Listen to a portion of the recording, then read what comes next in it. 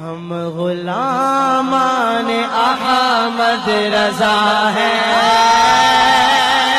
کوئی بھی ہم سے جیتا نہیں ہے۔ جھوٹ سنے، یہ ڈاکٹر ذاکر نائک صاحب ہے۔ مزار کو پوجنا غلط ہے، حرام ہے۔ میں جانتا ہوں کہ کئی مسلمان انجانے میں علم کی کمزوری کی وجہ سے وہ مزار پہ جاتے ہیں، اور میرا یہ کہنا ہے کہ بہت سا کلچر جو ہے، یہ کلچر ہمارے زندگی میں آ جاتا ہے، اور ہمارے باپ دادا پہلے کہیں نہ کہیں ہندو تو ہوں گے، تو ہمارے باپ دادا جاتے تھے مندر، تو ابھی جا رہے ہیں مزار میں، آہستہ آہستہ تبدیلی آ رہی۔ ذاکر نائک صاحب نے ایک جھوٹ گڑا ہے ہم پر، یہ بس یہ منافق کی صفتیں دیکھتے جائیں۔ ذاکر صاحب کہتے ہیں کہ پہلے ہمارے باپ دادا کہاں جاتے تھے؟ مندر، اب جا رہے ہیں مزار۔ تو مزار آپ اس لیے جاتے ہیں کہ باپ دادا مندر جاتے تھے، یا اس لیے جاتے ہیں کہ رسول اللہ قبروں پہ گئے ہیں؟ صحابہ گئے ہیں اس لیے؟ رسول اللہ کیا غزوہ شہدائے احد کی مزار پہ تشریف نہیں لے جاتے تھے؟ اور رسول اللہ کے اصحاب بدر کے مزاروں پہ نہیں جاتے تھے؟ جنت البقیع میں آپ نہیں جاتے تھے؟ بخاری مسلم کی متعدد حدیثیں مل جائیں گی۔ ہم اس لیے جاتے ہیں کہ ہمارے نبی کی سنت ہے یہ، مگر یہ جھوٹا کیا بول رہا ہے؟ نہیں، مزار پہ اس لیے جاتے، پہلے مندر جاتے تھے۔ اچھا دیکھیں، مندر سے ولی کو کمپیئر کر رہا ہے۔ بتائیے، مندر کا رکھا ہوا بت اور مزار میں رکھے ہوئے مدفون ولی اور بت میں کچھ فرق ہے کہ نہیں ہے؟ جو کسی اللہ کے ولی کو بت بولے، اس کا کیا ہونا چاہیے حشر؟ اس کا خود کا کیا انجام ہونا چاہیے؟ اب آئیے یہ دوسرے جذباتی صاحب کو سنیں، یہ فل جذبات میں رہتے ہیں ہمیشہ۔ سنیے۔ 1400 برس میں آج اس شیطان نے کیا کچھ نہیں گل کھلایا ہوگا، تمہاری ایمانوں کے اندر ملاوٹ نہیں کیا ہوگا، تمہیں گمراہ نہیں۔ اور یہ بھی 14 برس بر صغیر ہند و پاک کو اپنی نظروں میں رکھو، بنگلہ دیش اپنی نظروں میں رکھو، جہاں بھی مغلیہ سلطنت، آپ کے اوپر رافضی شیعوں کا کنٹرول، آپ کے اوپر رافضی شیعہ مسلط تھے، اس کے بعد انہوں نے کتنا خلط ملط اس دین کو کیا، اور پھر ہندو کافروں کے ساتھ مسلمانوں کی رہائش، کیا کچھ نہیں کیا ہوگا شیطان نے، اور کیا جس کا نتیجہ ہم دیکھ رہے ہیں کہ آج بستی بستی، شہر شہر، ملک ملک، نگر نگر، ہر جگہ غیر اللہ کی پرستش ہو رہی ہے، غیر اللہ کی عبادت ہو رہی ہے، اللہ کے سوا غیروں کو مشکل کشا مانا جا رہا ہے، اللہ کے سوا غیروں کو پوجا جا رہا ہے، اور نام یہ رکھا جا رہا ہے کہ ہم اہل سنت والجماعت ہیں، ہم اصلی ٹی ٹی ایس ہیں، ہم ٹناٹن سنی ہیں، ہم میں قطعاً کوئی ملاوٹ نہیں ہے، ہم پکے عاشق رسول ہیں، ہم پکے اولیاء کے دوست، اولیاء اور صالحین کے۔ معراج ربانی کہہ رہے ہیں کہ نام ٹناٹن سنی رکھا جا رہا ہے، اپنے آپ کو پکا سنی بولا جا رہا ہے، بستی بستی جگہ جگہ مزاروں کی پوجا ہو رہی ہے۔ آپ مزاروں کو پوجتے ہیں کہ تعظیم کرتے ہیں؟ تعظیم اور پوجنے میں ان کو فرق نہیں معلوم۔ آئیے، یہ دونوں صاحب کے نزدیک شرک ہو رہا ہے، معراج ربانی کے نزدیک بھی شرک ہو رہا ہے، قبروں پہ جا کے شرک کر رہے ہیں، اور انہوں نے تو کھل کر ہی بول دیا، ڈاکٹر صاحب نے، ذاکر نائک صاحب نے، کہ باپ دادا پہلے مندر جاتے تھے، اب مزار پہ جا رہے ہیں۔ پہلے مندر کی پوجا ہوتی تھی، اب قبروں کی پوجا ہوتی۔ یہ صاحب تو سب سے آگے نکلے، انہوں نے کہا اب کیا کہا میں بعد میں دیکھوں گا اور آپ کی ذہانت پہ چھوڑتا ہوں، میں پوچھوں گا کہ کون سا جملہ آپ نے پکڑا ہے۔ میں چاہ رہا ہوں اپنی قوم میں صلاحیت آئے کہ ان کی خباثت کو بھی پکڑنا شروع کر دیں، ہم یہ صلاحیت پیدا کیجئے کہ کہاں شیطان اپنا حربہ استعمال کر رہا ہے۔ آئیے اس کو سنیں۔ اللہ رحمت کرے امام عبدالعزیز آل سعود رحمت اللہ علیہ پر، جس نے ایک بار پھر اس دھرتی کو شرک سے پاک کیا، اور رب کے گھر میں کھڑے ہو کر رب سے ڈر کر کہتا ہوں، اللہ کی قسم کائنات کی سیر کر لو، اللہ کی قسم کائنات کی سیر کر لو، آپ کو امام عبدالعزیز رحمہ اللہ کی اس پاک سرزمین کے علاوہ کوئی دھرتی نظر نہیں آئے گی جہاں پر اللہ کے ساتھ کسی اور کو شریک نہ کیا جائے۔ یہ وہ دھرتی ہے جہاں پہ گردن چھپتی ہے تو اللہ کے سامنے آواز بلند ہوتی ہے تو اللہ کے نام کی، اللہ کے علاوہ کسی اور کی درگاہ نہیں ہے، اس دھرتی کو پاک کر دیا گیا۔ بتائیے کون سا جملہ پکڑا آپ نے؟ اللہ کی قبر، اور دوسرا بس ایک ہی پکڑا گیا؟ ہاں بولیے جی، یہ مزیدار بات نہیں ہے۔ نہیں، ادھر سے آواز آئی تھی کائنات کی سیر کر لو، میرے لیے سب سے اہم یہ ہے کہا اللہ کی قسم کھا کے کہتا ہوں. کہاں کہہ رہا ہے یہ؟ مسجد میں. میں نے کہا منافق کی پہلی کوالٹی کیا ہے؟ جھوٹ بولے گا. جھوٹ سنو اس کا. اللہ کی قسم کھا کر کہتا ہوں کائنات کی سیر کر لو. امام عبدالعزیز آل سعود کی اس پاک زمین یعنی سعودیہ عربیہ کے علاوہ کوئی زمین ہے جہاں شرک نہیں کیا جاتا ہو. کائنات میں 7 آسمان بھی آتے ہیں یعنی 7 آسمان کے فرشتے بھی مشرک ہیں. صرف توحید کہاں ہے؟ صرف واحد ایک سعودیہ میں. اس پہ قسم کھا رہا. جھوٹ. اب میں تو کہہ رہا ہوں جھوٹا ہے تو جھوٹی قسم کھائیں گا. تو ان کے نزدیک فرشتے بھی مسلمان نہیں. اور پھر جملہ دیکھیے آگے. آپ کہوں گے کہ نہیں زبان سے نکل گیا ہوں. نکلا نہیں ہے, قصدن بولا گیا ہے. 2 بار بولا ہے. کائنات کی سیر کر لو. امام عبدالعزیز آل سعود کی اس پاک زمین کے علاوہ کوئی سرزمین نہیں ملے گی جہاں غیروں کو پوجا نہ جا رہا ہے اور شرک نہ کیا جا رہا ہے. یعنی فرشتے بھی وہاں کوئی مورتی ارتی رکھ کے پوجا پاٹ کر رہے ہیں. استغفر اللہ لا حول ولا. اب تیسرے صاحب جرجی صاحب ہیں. اب اس کی بڑی غور سے سنو. یہ کمپیئر کر رہا ہے تقابل. آئیے ان کا تقابل سنیں آپ. فرق اتنا ہے. دلیل کیا ہے؟ تم کھڑی مورتی کی پوجا کر رہے ہو, وہ پڑی مورتی. ایک پڑی مورتی کی ایک کھڑی مورتی کی. یہ شنکر بھگوان کی مورتی ہے, یہ بڑے پیر صاحب کا یا نظام الدین اولیاء کا مزار ہے.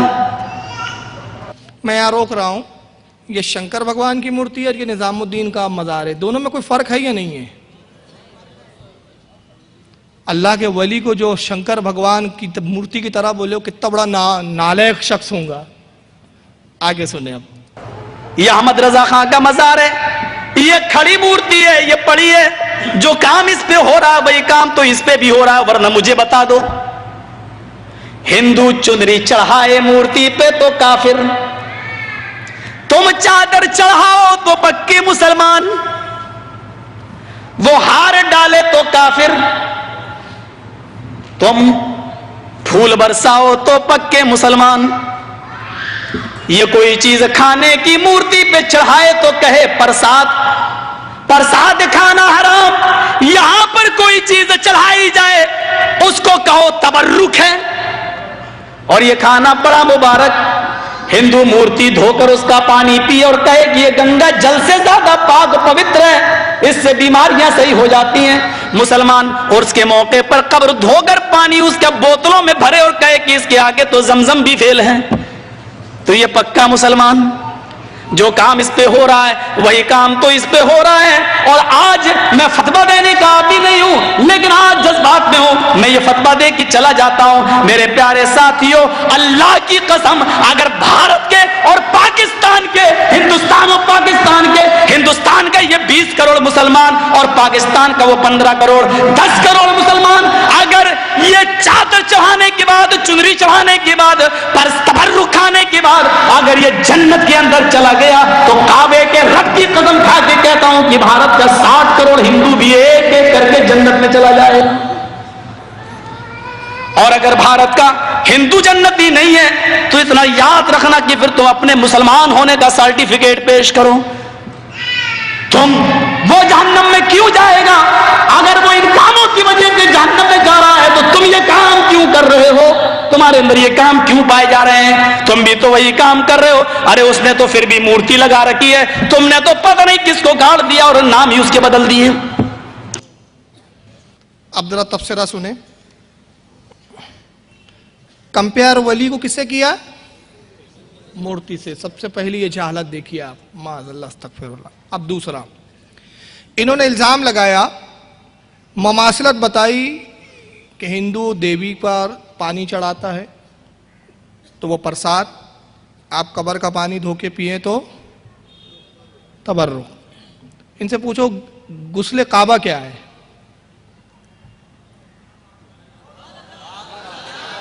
وہ خود ان کا بادشاہ کرتا ہے. وہ یہ غسل کعبہ کیا ہے؟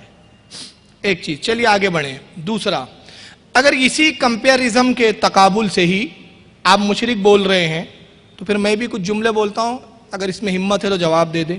اسی کے لہجے میں, لب و لہجہ یہی میں اختیار کر رہا ہوں کہ بھائی آپ کہتے ہیں کہ آپ پکے توحید کے ٹھیکیدار, زمزم کا پانی آپ مقدس سمجھے تو مسلمان, وہ گنگا کا سمجھے تو وہ کافر. تو اب آپ زمزم کا پانی مقدس سمجھنا بند کر دیجئے. آپ حج کو جاتے ہیں، وہ تیرتھ پہ جاتا ہے، تو اب حج کو جانا چھوڑ دیجئے. وہ بت کے سامنے سر جھکاتا ہے، تم کعبے کے سامنے سر جھکاتے ہو، کعبہ بھی تو پتھر ہے. اب آپ کہوں گے نہیں، سجدہ پتھر کو نہیں ہوتا، اللہ کو ہوتا ہے، وہ ایک نشانی ہے، ایک سمت ہے، سمت کا تعین ہے. تو ہندو بھی تو یہی کہتا ہے کہ یہ بھگوان نہیں ہے، یہ بھگوان کے جانے تک کا راستہ ہے، یہ کلپنا ہے ایک ہماری. آپ روزہ رکھتے وہ اپاس رکھتا ہے، تو آپ روزہ رکھنا بند کر دیجئے.